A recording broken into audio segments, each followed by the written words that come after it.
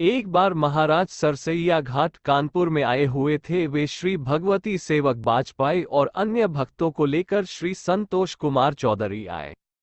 As के घर गए। चौधरी जी को उन दिनों उत्तर प्रदेश सरकार ने अदालटन वेस्ट कॉटन मिल का नियंत्रक बना दिया था। घर में चौधरी साहब मिले नहीं। उनकी पत्नी ने बाबा और उनके साथ आए हुए लोगों का स्वागत किया। उन्होंने चौधरी जी के ऑफिस में बाबा के आगमन की सूचना टेलीफोन द्वारा भेजी और साथ ही उन्हें घर लिवा लाने के लिए कार भी।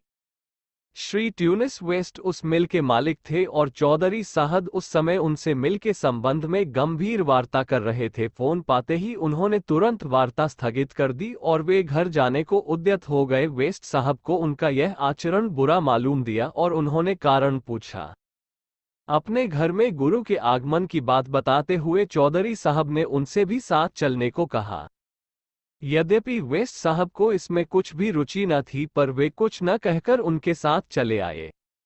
बाबा ने जब यूनिश साहब को देखा तो वे चौधरी जी से बोले, तू इसे क्यों ले आया? यह आना नहीं चाहता था। जब चौधरी जी ने ट्यूनिस साहब से बाबा के प्रश्न की यथार्थता पूछी तो वे बोले, उस समय मेरा दिमाग खराब हो रहा था। बाबा फिर कहने लगे, इससे कह दे कि इसकी पत्नी इंग्लैंड पहुंच गई है, उसका ऑपरेशन हो चुका, चिंता की बात नहीं है, ठीक हो जाएगी। इस पर ट्यूनिस साहब बोले वह बिल्कुल स्वस्थ थी और ऑपरेशन का कोई प्रश्न ही न था। इसके बाद उन्होंने तुरंत इंग्लैंड से संपर्क किया और उन्हें ये जानकर आश्चर्य हुआ कि ऑपरेशन पिछली रात हुआ। ट्यूनिस बेस्ट बाबा की वार्ता से अत्यधिक प्रभावित हुए और चौधरी जी से पूछने लगे कि बाबा इतनी जल्दी सब जान कैसे गए।